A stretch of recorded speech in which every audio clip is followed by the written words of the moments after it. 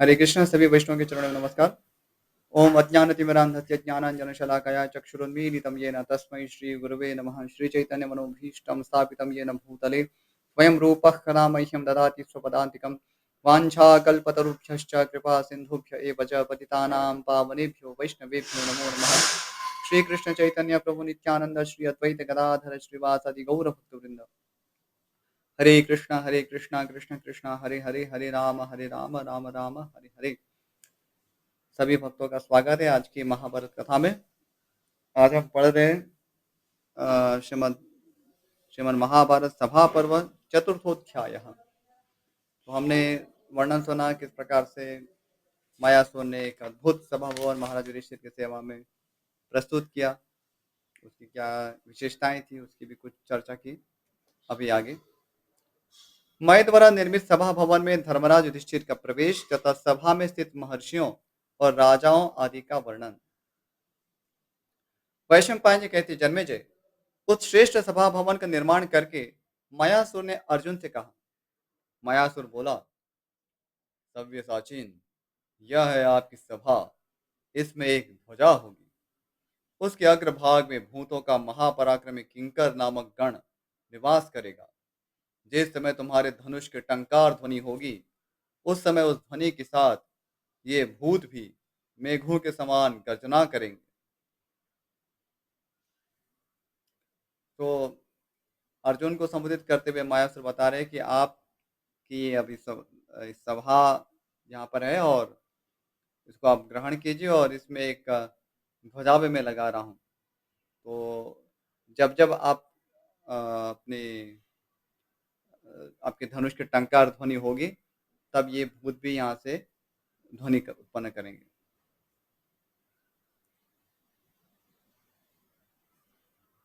मयासुर कह रहे, यह जो सूर्य के समान तेजस्वी अग्निदेव का उत्तम रथ है और ये जो श्वेत वर्ण वाले दिव्य एवं बलवान अश्वरत्न है तथा यह जो वानर चिन्ह से उपलक्षित ध्वज है, इन सब का निर्माण माया से ही हुआ है। यह ध्वज वृक्ष में कहीं अटकता नहीं है तथा अग्नि के लपटों के समान सदा ऊपर की ओर ही उठा रहता है। तो ऐसा लग रहा है कि यह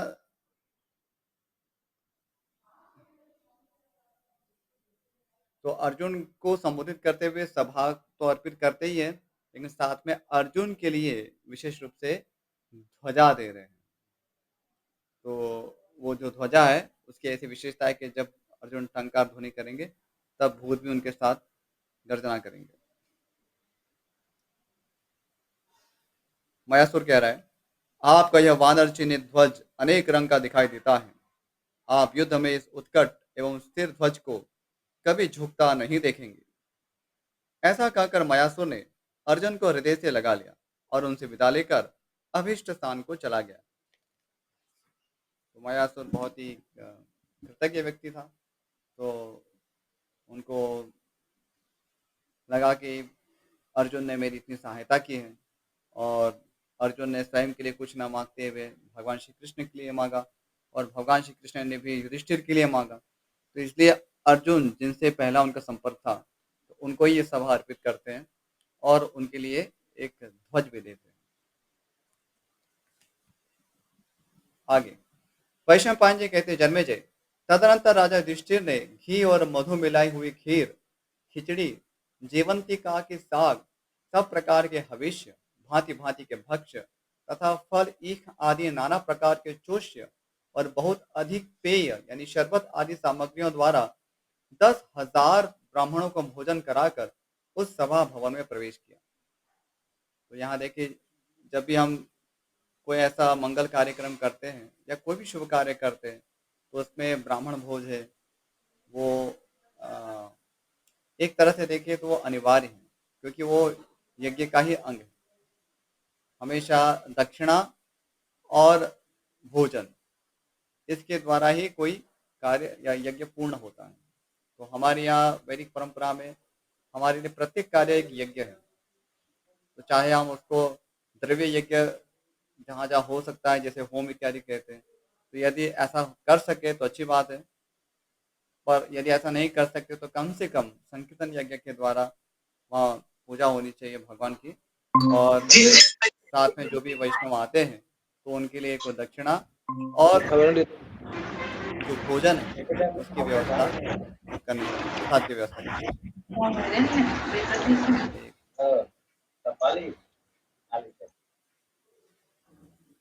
तो इस प्रकार से हमें सदैव कोई भी शुभ कार्य संपन्न करना चाहिए। तो यहाँ पर महाराज युधिष्ठिर तो राजा है, उनके पास इतना ऐश्वर्य है, इसलिए वे 10,000 ब्राह्मण को भोजन दे सकते। तो हम यदि इतना नहीं भी कर सके, तो जो हमारा सामर्थ्य है, उस प्रकार से हमें करना चाहिए। इससे सभी वैष्णवों के, सभी ब्राह्मणों के हमें आशीर्वाद प्राप्त होते हैं। तो जो वैष्णव है, वे वस्तुतः ब्राह्मणी हैं, क्योंकि जो विष्णु भक्ति परायण है, वो ब्राह्मणों से भी वस्तुतः श्रेष्ठ माने गए हैं, या कम से कम ब्राह्मण तुल्य तो है ही है। इसलिए इसमें कभी संदेह नहीं करना चाहिए कि हम कौन से वैष्णव को बुलाएँ या कोई जो थोड़ा कुछ अच्छा प्रचार कर सकते हैं, उनको ही बुलाएँगे, या जो वे केवल मंदिर में केवल झाड़ू लगाते हैं, उनको कैसे बुला सकते हैं। तो ऐसा विचार ना रखें। जो भी भगवान विष्णु की भक्ति में लगा हुआ है, वो वस्तुतः ब्राह्मण तुल्य है। विप्र साम्यत्व कहा गया है, चाहे वो स्त्रियाँ भी क्यों ना हों। तो इन सभी को बुलाना चाहिए और सबको प्रसाद जो है भगवान का सबको प्रदान करना चाहिए। तो इस तरह कोई भी शुभ कार्य है, पर्टिकुलरली जैसे घर में प्रवेश करते हैं, विवाह है या जन्मोत्सव, जैसे छोटे बच्चों का कई बार जन्मोत्सव मनाते हैं, तो उस समय भी ऐसा कर सकते हैं। अ, अ, कोई आप जैसे कोई वाहन आपने घर में लिया है, तो ऐसे ऐसे अवसर है। या आपके घर में जैसे कोई पुण्यतिथि आती है, अपने जो भी आपके पूर्वज हुए, तो विशेष रूप से जो भी ऐसी शुभ प्रसंग है, उसमें होना चाहिए। और जो षोडश संस्कार जो है, उसमें तो करना ही है, क्योंकि कोई भी संस्कार है उसमें अ, यज्ञ होता ही है। तो वो उसमें संकीर्तन यज्ञ करें, यदि होम यज्ञ इत्यादि नहीं संभव हो पा रहा है, तो इतना तो ज़रूर करें। संकीर्तन यज्ञ तो मस्ट है।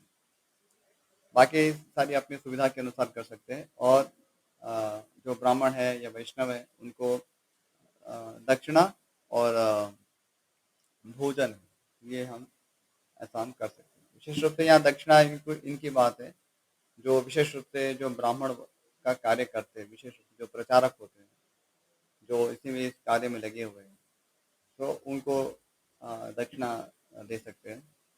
अथवा तो कोई गृहस्थ भक्त है, लेकिन वे ब्राह्मण के कार्य में लगा हुआ है, तो उन्हें दक्षिणा दे सकते हैं। और अन्य जो भक्त है, उनको प्रसाद देकर उनको संतुष्ट कर सकते हैं। आगे उन्होंने नए नए वस्त्र और छोटे बड़े अनेक प्रकार के हार आदि के उपहार देकर अनेक दिशाओं से आए हुए श्रेष्ठ ब्राह्मणों को तृप्त किया।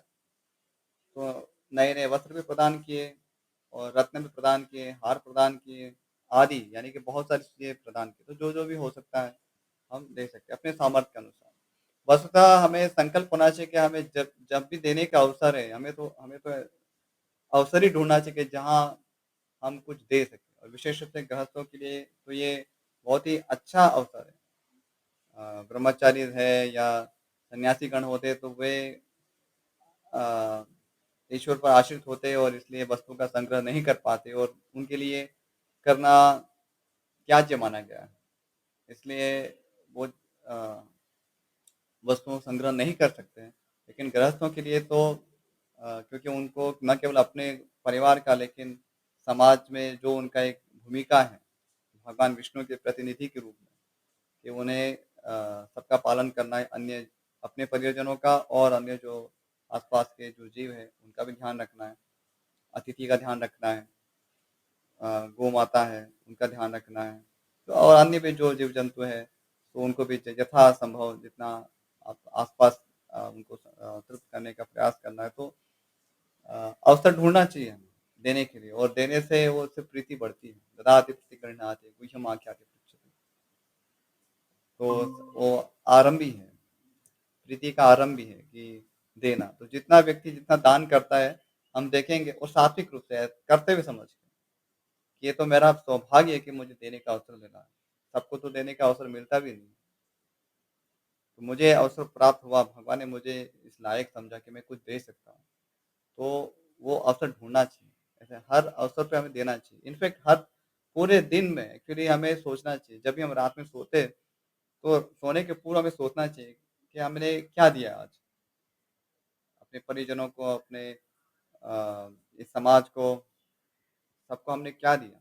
जिन-जिन से भी हम मिले हैं, क्या सबके लिए हमें क्या कुछ प्रार्थना की? कुछ नहीं कर सकते। मान लीजिए कोई ऐसे कि जो भई द्रव्य भी नहीं है, या तो शरीर भी ऐसा है कि ज़्यादा कुछ कर नहीं सकते हैं, तो कम से कम प्रार्थना कर सकते हैं। सर्वे भवन्तु सुखिनः, सर्वे सन्तु निरामयाः, सर्वे भद्राणि पश्यन्तु मा कश्चित् दुःखभाग् भवेत्।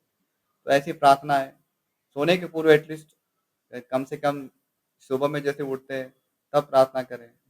दिन की शुरुआत हो रही है, जब ईश्वर से प्रार्थना करें, भगवान श्री कृष्ण से प्रार्थना करें कि सभी जीवों का मंगल हो, सभी का कल्याण हो, और सभी सुख को प्राप्त हो, और रात्रि में सोने के पूर्व भी। तो आप इससे वस्तुतः आप ईश्वर की ओर निकट जाते हैं। आप ज़्यादा डिवाइन बनते हैं, स्पिरिचुअल बनते हैं। तो ऐसा होना चाहिए, और खाली बोलना नहीं है। ऐसा नहीं खाली बोलने के लिए तो ऐसे पोपट की तरह बोल दिया, लेकिन कभी करने का अवसर आया तो अरे नहीं यार, ये तो अपने हाथ से छूटेगा नहीं। तो संग्रह करके भी क्या करेंगे? भगवान ने आपको दिया है, वो ले लेंगे भगवान एक दिन। एक दिन तो शरीर भी ले लेंगे, फिर क्या करेंगे? तो ऐसा भी हमारे साथ कुछ रहने वाला नहीं है।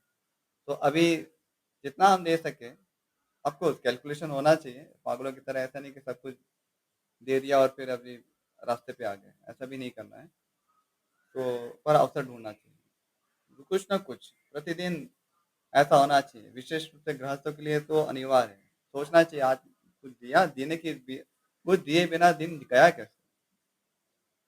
ऐसा होना ही नहीं चाहिए। यदि आपके पास कुछ द्रव्य है, ठीक है?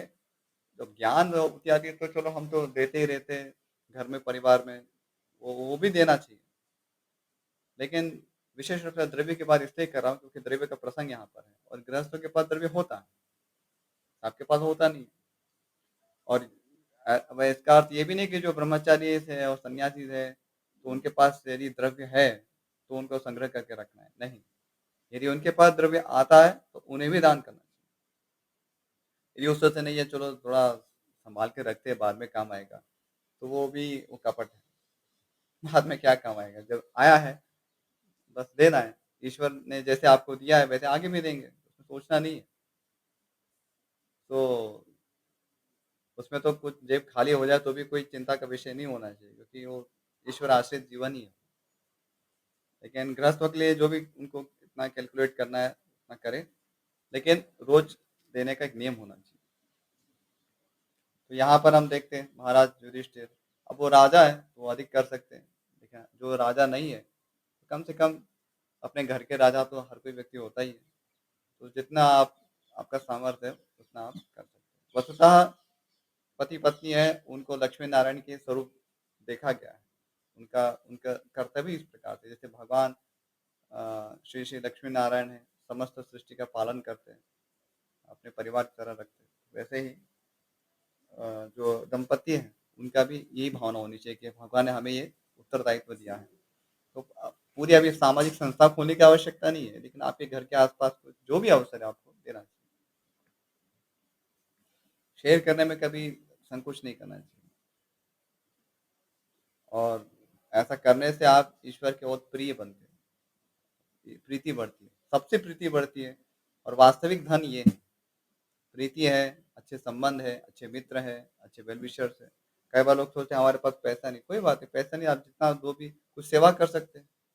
कुछ आपसे भाई नहीं, मैं तो दे नहीं पाऊँगा, लेकिन कुछ सेवा कर सकता हूँ, कहीं सफाई झाड़ू लगा दी कहीं पर, या कहीं पर हमने किसी की मदद कर दी, तो श्रम से भी हम कुछ दे सकते हैं। तो हर प्रकार से हमें कुछ देने का प्रयास करना चाहिए।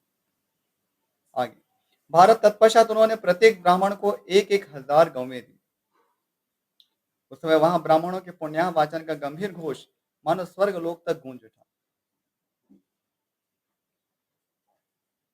कुरुश्रेष्ठ युधिष्ठिर ने अनेक प्रकार के बाजे तथा भांति भांति के दिव्य सुगंधित पदार्थों द्वारा उस भवन में देवताओं की स्थापना एवं पूजा की। इसके बाद वे उस भवन में प्रविष्ट हुए। यहाँ पर एक दूसरा एक विचारणीय विषय है कि जो ब्राह्मणों का जीवन होता है प्राय वो तपस्या का जीवन होता है। विशेष रूप से जो जैसे ऐसे पूजा कर्म में लगे हैं या पौरोहित्य करते हैं या पुस्तक वितरण इत्यादि इसी से जो चलते हैं, यानी कि एकदम जिनकी वृत्ति ब्राह्मण की है।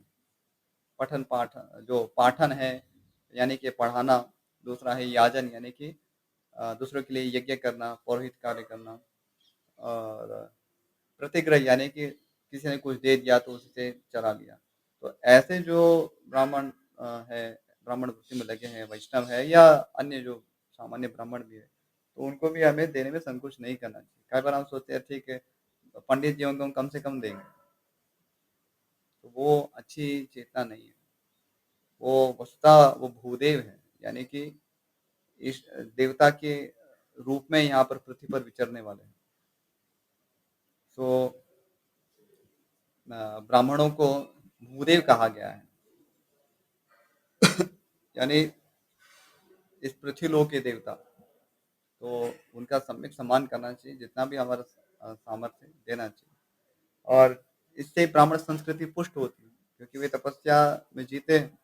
और यदि आप नहीं देंगे तो फिर उनका भी फिर थोड़ा चरित्र में दूषण आ ही जाता है, क्योंकि क्या करेंगे, कोई सपोर्ट नहीं कर रहा है। तो बहुत सारे फिर दूसरे सारे ऐसे वृत्ति पकड़ लेते हैं, या जो थोड़ा कुछ पकड़ के भी रहते हैं लेकिन उस फिर नियमों में ढील आ जाती है। तो ये सब हो रहा है क्योंकि हम उदारता से दान नहीं करते। तो अच्छा है, ये बहुत अच्छा अवसर है। जिसके पास द्रव्य है, सन्यासी है, ब्रह्मचारी है, गृहस्थ है, सभी को दान करना चाहिए। जो सुपात्र है उनको देना ही चाहिए। और भगवान का प्रसाद तो आप किसी को भी दे सकते हैं। आगे, कुरुश्रेष्ठ युधिष्ठिर ने अनेक प्रकार के बाजे तथा भांति भांति के दिव्य सुगंधित पदार्थों द्वारा उस भवन में देवताओं की स्थापना एवं पूजा की। इसके बाद वे उस भवन में प्रविष्ट हुए। तो पहले देवताओं की पूजा की, यानी कि रिकॉग्नाइज करना सारे देवता उन्हीं के उन्हीं के आशीर्वाद से हम वस्तुतः इसमें अच्छी तरह रह पाएंगे। तो अ, एक कृतज्ञता हमें हमेशा अनुभव करनी चाहिए, क्योंकि ये सब पृथ्वी जल अग्नि वायु आकाश ये सारे पंच तत्व सबके देवता होते हैं। तो उनके सबके उपकार हैं। तो ऐसा नहीं कि बेचारे हाँ अरे मैंने पैसे लगाए, अरे मेरे पैसे इतने लगाए, अब तो बस अपना घर ही है और बस बाजे गाजे करके मैं बकरी की तरह उसको अपने आप को सेल्फ प्रमोट करना, वो मूर्खता है। और इससे अ, एक प्रकार की जो कृतज्ञता प्रदर्शित होती है। ऐसे बहुत सारे सेलिब्रिटीज भी है या बहुत सारे बड़े बड़े जो धनाढ़ लोग हैं, तो धन का दिखावा करते हैं, तो वो सात्विक दान नहीं है। वहाँ पे कोई रिकॉग्निशन नहीं है, वो दिखावा नहीं करना है, उल्टा नम्र होना है कि इन सब के आशीर्वाद से इन सब का उपकार है कि हमें ये अवसर प्रदान कर रहे हैं। और ये सारे देवता है और परमेश्वर है, भगवान श्री कृष्ण है, तो उनकी कृपा से भगवान ने हमें कुछ दिया है, जिससे हमको सेवा करने का अवसर प्राप्त हो रहा है। हम उनके प्रतिनिधि के रूप में और कुछ कर सकते हैं, ये भावना होनी चाहिए। बाकी फिर वो एक दंभेन अविधि पूर्वकम, ये राक्षसी वृत्ति है। केवल दंभ से, केवल दिखावा के लिए, देखो मैं कितना यक्ष दास्यामि मोदिष्य इत्यज्ञान विमोहिता, ये मैं यज्ञ करूंगा, बहुत दान दूंगा और इससे मैं सुखी होऊंगा, ये क्या है, असुरों की वृत्ति है।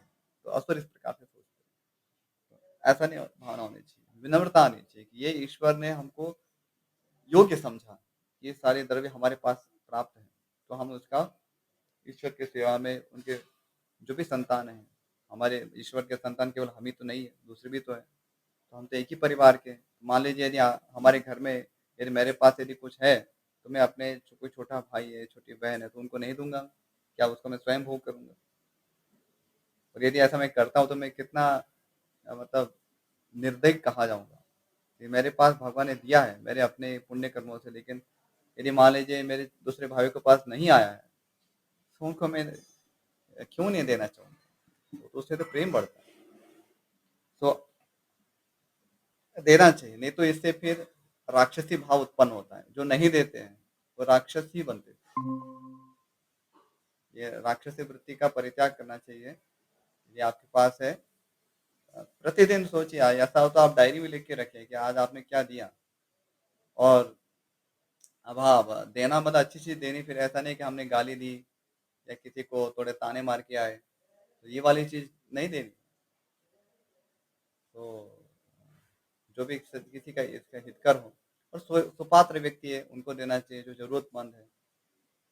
अब कोई मान लीजिए शराबी है, उसको आप ₹50 या ₹100 दे के आए, अब शराबी क्या करेगा उसका?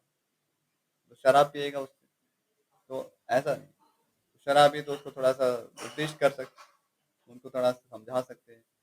जो भी आस-पास के जो भी है, ऐसा नहीं कि आप शराब के अड्डों पर पहुँच जाओ। तो आपके ये हमें धर्म के प्रति कॉन्शियस होना चाहिए, क्योंकि ये अभी हमारे ही परिवार के लोग हैं, कोई पराये लोग नहीं हैं। एक्चुअली हम पराया क्यों सोचते हैं?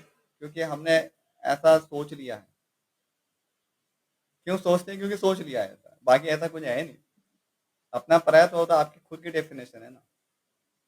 भगवान ने तो ऐसा बनाया नहीं। भगवान ने क्या जो सूर्य दिया, क्या किसी एक व्यक्ति के लिए दिया है? या पानी है किसी एक व्यक्ति के लिए दिया है? या पृथ्वी है किसी एक व्यक्ति के लिए दी है? जब भगवान ने ऐसा डिफरेंशिएट नहीं किया है, तो हम क्यों कौन होते हैं ऐसा करने वाले? भगवान ने सबको अपने कर्मों के अनुसार शरीर दिए हैं।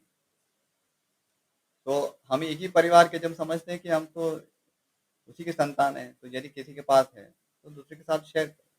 उसमें उसका बड़प्पन है, उसका सौभाग्य है, बस उसका बड़प्पन भी क्या, उसका सौभाग्य है कि वो उसमें शेयर कर सकता है। उससे भगवान उससे प्रसन्न हो, उससे उससे और जो कुछ है, जो देने वाला उसको और उसमें वृद्धि भी होती है, उससे प्रेम भी बढ़ता है। देने वाला का कभी इतिहास में कोई ऐसा प्रसंग नहीं कि जो जिसने देने के प्रति निष्ठा बनाई हो और वो कभी कंगाल हो गया रह गया हो, ऐसा कभी नहीं हुआ।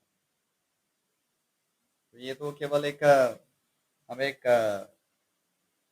स्वयं ही संदेह लेके जीते हैं कि नहीं, हम पता नहीं क्या होगा, क्या होगा, क्या होगा, इतना नहीं। हाँ, कैलकुलेशन से दे, सबको देने का प्रति नियम से थोड़ा-सा कैसे हम दे सकते हैं, तो सब सोचना चाहिए। आगे, वहाँ धर्मपुत्र महात्मा युधिष्ठिर की सेवा में कितने ही मल्ल यानी कि बाहुयुद्ध करने वाले, नट, नट यानी कि जो नाटक करते हैं, झल्ल यानी लकुटियों से युद्ध करने वाले, लकुटी यानी कि जो डंडियाँ होती है ना, लकड़ियाँ, तो वो लकड़ियों से आप जो एक जो गाय चराने वाले, तो उनके पास वो ऐसे लठ होती है, तो उससे भी युद्ध किया जा सकता है। तो वो ऐसे सूत और वैतालिक उपस्थित हुए। सूत और वैतालिक क्या है? ये राजा के प्रशंसा में, राज परिवार के जो सदस्य होते हैं उनकी प्रशंसा में वो गीत गाते हैं। तो ये राजा का मनोरंजन करने के लिए आए, मल्ल आए, नट आए, झल्ल आए, सूत, वैतालिक। इस प्रकार पूजन का कार्य संपन्न करके भाइयों सहित पांडुनंदन युधिष्ठिर स्वर्ग में इंद्र की भांति उस रमणीय सभा में आनंद पूर्वक रहने लगे। उस सभा में ऋषि तथा विभिन्न देशों से आए हुए नरेश पांडवों के साथ बैठा करते थे। अब यहाँ पर सभी उस सभा की अभी चर्चा हो रही है। उस सभा में कौन कौन बैठते थे, अभी इनके नाम सुनना भी हमारे करणों को पवित्र कर देगा। बहुत ही अच्छे अच्छे नाम है, सुनिए। रिक्वेस्ट करता हूँ, ये एक्चुअली सेशन रिकॉर्ड हो रहा है, बीच में कोई भी इस प्रकार से रिएक्शन ना दे, या बीच में कोई चैट ऐसा कुछ भी ना करें। यदि कोई आपको कोई इशू आ रहा है, प्रॉब्लम आ रही है, तभी आप कुछ अपना प्रॉब्लम रिपोर्ट कर सकते हैं। Otherwise no more reaction please. इससे डिस्ट्रैक्शन भी होता है मेरे लिए, क्योंकि मैं इस समय विषय पे ज़्यादा फोकस कर रहा हूँ। तो ये उसमें आपका भी डिस्ट्रैक्शन होता है कि आप सुनते सुनते अभी आपको रिएक्शन देने की इच्छा हो रही है। थोड़ा फोकस होके सुनिए उसको। विशेष रूप से जो बच्चे हैं, थोड़ा वो ज़्यादा चीज़ करते हैं, तो थोड़ा ध्यान रहे। टेक्स्ट मैसेज ऐसा कोई भी चीज़ें प्रदान ना करिए, क्योंकि ये सेशन रिकॉर्ड हो रहा है। अननेसेसरी सारे स्क्रीन पे ऐसे सारे इतने सारे मैसेजेस, इतने सारे reaction, does not make any sense.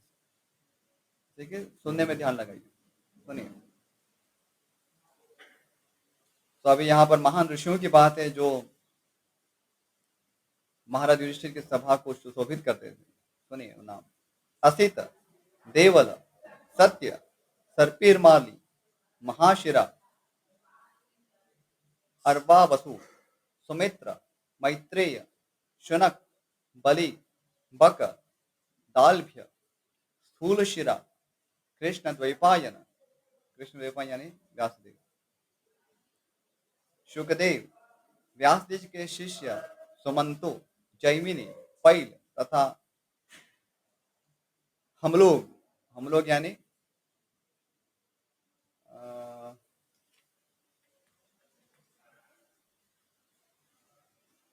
एक निमिष, हाँ, हम लोग यानी वयम। तो यहाँ पर वैशम पायन जी वर्णन करें तो वो अपने विषय में कह रहे हैं कि मैं भी उसमें था। तित्तिरी, याज्ञवल्क्य, पुत्र सहित लोमहर्षण, अप्सुहोम्य, धौम्य, अणि मांडव्य, कौशिक, दामोष्णिश, त्रैबली, पर्णाद, घटजानुक, मौंजायन, वायुभक्ष, पाराशर्य, सारिक, बलिवाक, सिनीवाक, सत्यपाल, कृतश्रम, जातुकर्ण, शिखावान, आलंब, पारिजातक, महाभाग, पर्वत, महामुनि, मार्कंडेय, पवित्र पाणी, सावर्ण, भालुकी, गालव, जंघाबंधु, रैभ्य, कोपवेग, भृगु, हरिबभ्रु, कौंडिन्य, बभ्रुमाली, सनातन, काक्षीवान, औशिज, नाचिकेत, गौतम, पैंग्य, वराह, शुनक, ये शुनक जो दूसरे शुनक है, महातपस्वी शांडिल्य, कुक्कुर, वेणुजंघ, कालाप तथा कठ आदि धर्मज्ञ, जितात्मा और जितेंद्रिय मुनि उस सभा में विराजते थे। ये तथा और भी वेद वेदांगों के पारंगत बहुत से मुनिश्रेष्ठ उस सभा में महात्मा युधिष्ठिर के पास बैठा करते थे। वे धर्मज्ञ, पवित्रात्मा और निर्मल महर्षि राजा युधिष्ठिर को पवित्र कथाएं सुनाया करते थे। इसी प्रकार क्षत्रियों में श्रेष्ठ नरेश भी वहां धर्मराज युधिष्ठिर की उपासना करते थे। तो अभी ये क्षत्रियों की यहाँ बात होगी, कौन से श्रेष्ठ क्षत्रिय वहां पर विराजते थे। हमने देखा कैसे जो ब्राह्मण मुनियों की बात आई या ऋषियों की बात आई, जिसमें सबके जो नाम है अत्यंत ज्ञान ज्ञान तपस्या इसके उद्बोधक है, यानी कि उसको इंगित करते हैं। अब क्षत्रियों के जो नाम होंगे वो आपको पराक्रम सूचक होंगे। तो ब्राह्मणों के नाम ज्ञान सूचक होते हैं, क्षत्रियों के नाम होते हैं पराक्रम सूचक। तो ये शास्त्रों में ऐसा मत है कि जो ब्राह्मणों के नाम है तो उनका ऐसा ही ज्ञान सूचक उनके नाम होने चाहिए। तो नामकरण ऐसा नहीं कि कुछ भी बबली डबली कुछ भी रख लिया। तो ध्यान रखना चाहिए कि जो ब्राह्मण है या ब्राह्मण की जैसी जिसकी वृत्ति है या जिनके पिता स्वयं ब्राह्मण का कार्य कर रहे हैं इस प्रकार का, तो उनको ब्राह्मण सूचक ज्ञान सूचक उनके नाम होने चाहिए। और जो क्षत्रिय हैं उनके ऐसे पराक्रम सूचक शौर्य सूचक उनके नाम होने चाहिए।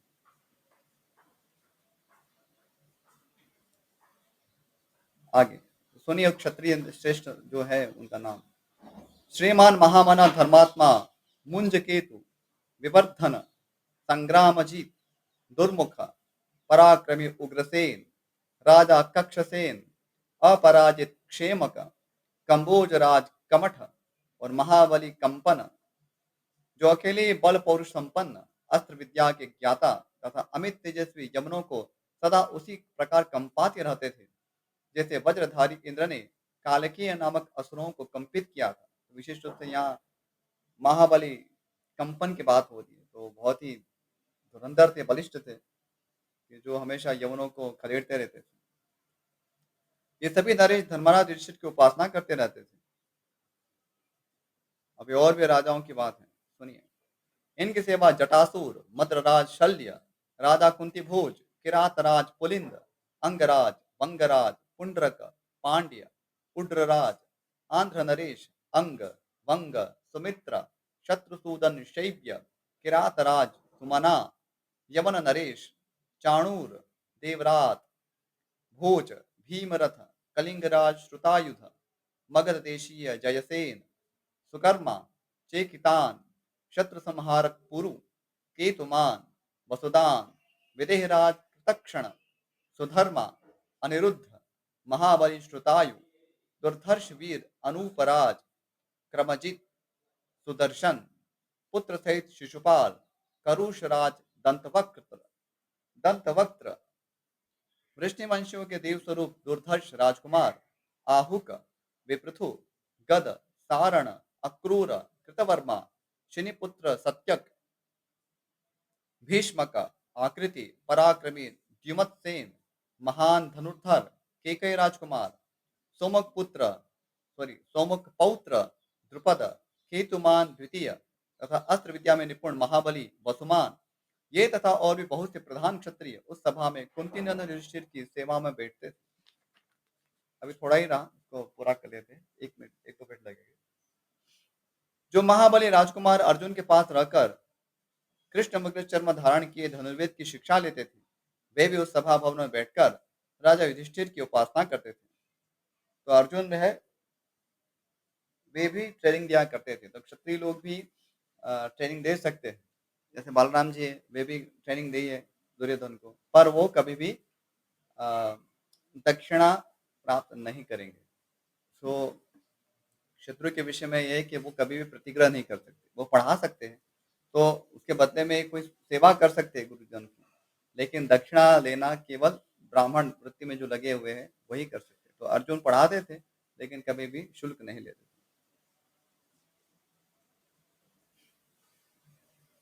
राजा ने वृष्णि वंश को आनंदित करने वाले राजकुमारों को वही शिक्षा मिली थी। रुक्मिणी नंदन प्रद्युम्न, जाम्बवती कुमार सांब, सत्यक पुत्र यानी सात्यकी, युयुधान, सात्यकी का दूसरा नाम युयुधान है, सुधर्मा, अनिरुद्ध, नरश्रेष्ठ, शैब्य, ये और दूसरे भी बहुत से राजा उस सभा में बैठते थे। प्रतिपदे अर्जुन के सखा तुम्बुरु गंधर्व भी उस सभा में नित्य विराजमान होते थे। मंत्री सहित चित्रसेन आदि 27 गंधर्व और अप्सराएं सभा में बैठे हुए महात्मा युधिष्ठिर की उपासना करते थे। उपासना करते थे यानी कि वहां पर अपने परफॉर्मेंस से उनका मनोरंजन करते थे। अभी ये गंधर्व, उनका तो काम ही है मनोरंजन करना, अप्सरा है वो नृत्य गान प्रस्तुत करना। ऑब्वियसली वो नृत्य गान वो ऐसा भौतिक नहीं हुआ करता था, ईश्वर की स्तुति, यानी कि भगवान विष्णु के जो विभिन्न अवतार है, तो ऐसे ही सारे प्रसंग में ही वो प्रस्तुत करते हैं, ईश्वर की स्तुति ही होती है सभाओं में। तो हाँ, कभी जो सुगुत मागध इत्यादि जो है वो अ, राजा की कर्मों की प्रशंसा करते हैं, लेकिन जो इस प्रकार के जैसे देवता लोग हैं, देवता है गंधर्व, वे जब आते हैं तो वो भगवान विष्णु की उपासना करते हैं, और आनुषंगिक रूप से जो राजा के कुछ कार्य है तो उनकी भी प्रशंसा करेंगे, लेकिन मुख्य रूप से भगवान विष्णु की उसमें स्तुति होती है। गाने बजाने में कुशल, साम्य और ताल के विशेषज्ञ तथा प्रमाण, लय और स्थान की जानकारी के लिए विशेष परिश्रम किए हुए मनस्वी किन्नर तुम्बुरु की आज्ञा से वह अन्य गंधर्वों के साथ दिव्य तान छिड़ते हुए यथोचित रीति से गाते और पांडवों तथा महर्षियों का मनोरंजन करते हुए धर्मराज की उपासना करते थे। अभी गाना बजाना भी बहुत बड़ी कला है ना? उसके लिए भी कितना विशेष परिश्रम यहाँ पे बताया गया, विशेष परिश्रम किए हुए मनस्वी किन्नर तुम्बुरु। तो ऐसा नहीं कि गंधर्व जो है वो, उनको भी बहुत परिश्रम करना पड़ता है, गाने की जो बजाने की कला है, तो हर इसमें एक शास्त्र है वो भी, तो उसमें परिश्रम करना होता है और परिश्रम का अच्छा फल होता है, तो उसको हम भगवान को और वैष्णव को अर्पित कर सकते हैं। आगे, जैसे देवता लोग दिव्य लोक की सभा में ब्रह्मा जी की उपासना करते हैं, उसी प्रकार कितने ही सत्य प्रतिज्ञा और उत्तम व्रत का पालन करने वाले महापुरुष उस सभा में बैठकर महाराज युधिष्ठिर की आराधना करते हैं। तो यहाँ पर ये पर्टिकुलर अध्याय चौथा है, पूर्ण होता है। इस विषय में यदि कोई प्रश्न है तो ले सकते हैं, यदि है तो, और यदि नहीं है तो फिर ये विराम करते हैं।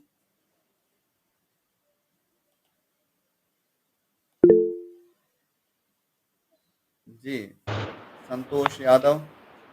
हरे कृष्णा प्रभु जी। प्रणाम प्रभु जी। हाँ, प्रभु जी, ये जो तुलसी की मंजरी होती है, तो इनको तोड़ना क्यों आवश्यक होता है?